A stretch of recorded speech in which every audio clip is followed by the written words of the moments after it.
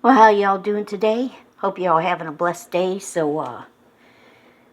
This is what I'm doing today. I had me some brisket left over, and I got some chunks in there in water and beef broth, and I'm going to be freezing them. But I got some other chunks in there because I'm going to be making some vegetable beef soup, and I'm using brisket. Why not?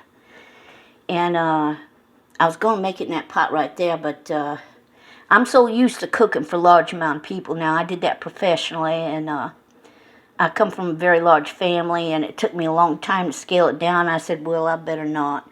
Now, if I had me a freezer and the proper way to freeze stuff, oh yeah, I'd be doing it in a heartbeat.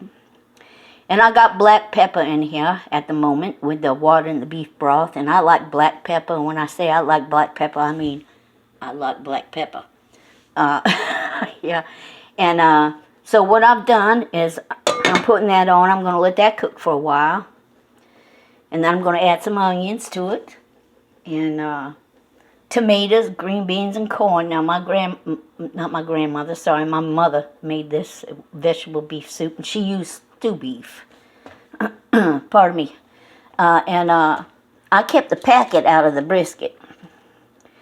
Those are pickling spices, people. There's mustard in there, there's bay leaf in there, there's hot pepper seeds in there, there's caraway seeds in there. Yeah, that is a pickling packet if I ever saw one. So if I ever get around to pickling me some green tomatoes, yeah, I'm going to be using that, so I'm hanging on to that. And I've done cut me up some cabbage. Got me some baby carrots going here. I'll put them in there in a little bit. Now, normally I would put some salt in here, but I'm not big on salt. Everything's got salt in it because the salt will draw the water out of the cabbage. And but I got that can of beef broth in there, and guarantee me when I tell you it's loaded with salt. And those are baby carrots and everything, and I've cut all that up and rinsed it out.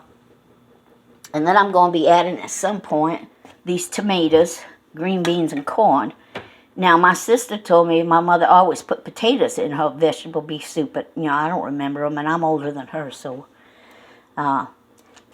you want to put, whenever you can, some tomatoes when you're working with some kind of meat that's tough or gamey.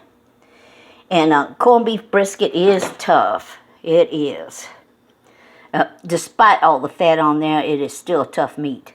But whenever I'd make what we called, I called it Robin Hood stew with deer meat up in West Virginia, I'd always add a little tomato to it. Of course, I'd make it in a brown gravy, but there would still be tomato in it.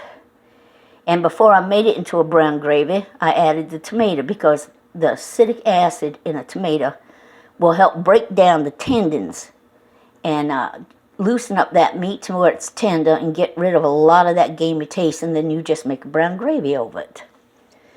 And I was thinking about making some grilled cheese to go with that, but I think I got to use up these buns. So I'm going to be making some garlic bread with some pesto on it. Popping that in the oven. And I've saved back enough for me to make some, I got some onions in there somewhere.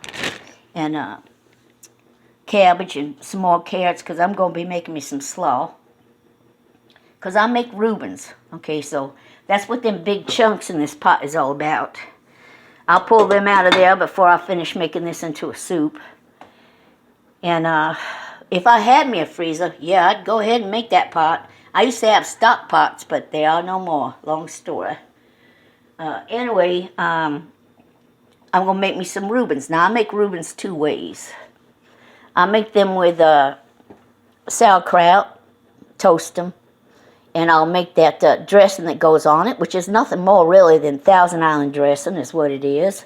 And Thousand Island dressing really is nothing more than mayo, sweet pickle relish, and ketchup, a little pepper, and you can add salt if you want. But a lot of that stuff already has salt in it, and I've gotten to the point where I've cut salt out of my diet. It wasn't a necessity for health purposes, but I figured I'd get ready for it, so now I can taste the salt in just about anything. And but you can add some salt to it if you want. And the other way I make it is I'll make up some coleslaw. And I picked up some Swiss. Swiss usually goes on it.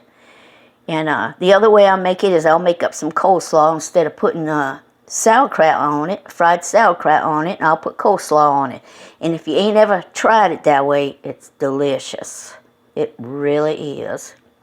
Now, my grandmother, on my mom's side, whose last name was Dunn, she made her own sauerkraut. She'd cold pack it, and then she'd can it. And I always loved it when we went to see her because, you know, I'd get me a jar of that and go off in the corner and sit and eat the whole jar by myself.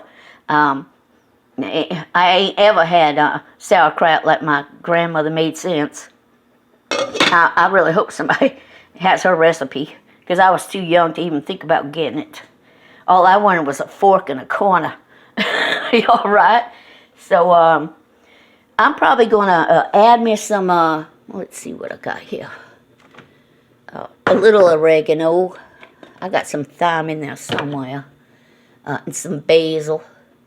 Yeah, before it's over with. I'm going to add me some more stuff in there. So that's what I'm doing today. I mean, when you come down with a cold, the best thing you could do is the moment you get the chance, make some kind of soup. Of course, I'm of the mindset that chicken soup is the best. But I'm going this way because I had to get rid of this. I mean, I had to finish it up or whatever. And so I'm working on that today. And of course, later on, I'll make a video. But I've done told you what all's going in it. Soup is soup. I mean, you can, I remember as a child reading a book called Stone Soup.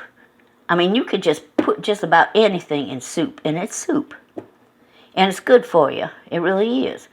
Chicken soup is the best for you when you have a cold or something. And so that's what that's what I've been working on today. And like I said, there's going to be tomatoes, corn, and green beans in there, and carrots and cabbage, and going to have me some garlic toast.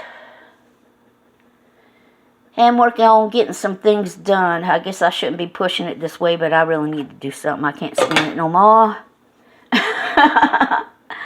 Anyway, I seen a video the other day where a friend was talking about they grew up on a farm and they made their own sausage. And I was thinking, when I was younger, I was hit a tag sale, yard sale, whatever you want to call it. And it was still in the original box. I think it had been their grandmother's. But it was one of those old-fashioned hand crank grinders. And it came with all kinds of attachments. And you clamped it onto your table, okay? And I had that. Of course, I lost that too, long story short. But I really can't do that anymore. But I was thinking that if I had one of them KitchenAid things, my sister has one. It's pretty. It's a pretty thing. But if I ever had one, I definitely want the attachment to make sausage. And one of the first things I'd make would be boudin. I love boudin. So anyway, that's what I'm doing today. And yeah, I hope you all having a blessed day and y'all staying toasty. And hope to hear from y'all soon. Bye-bye.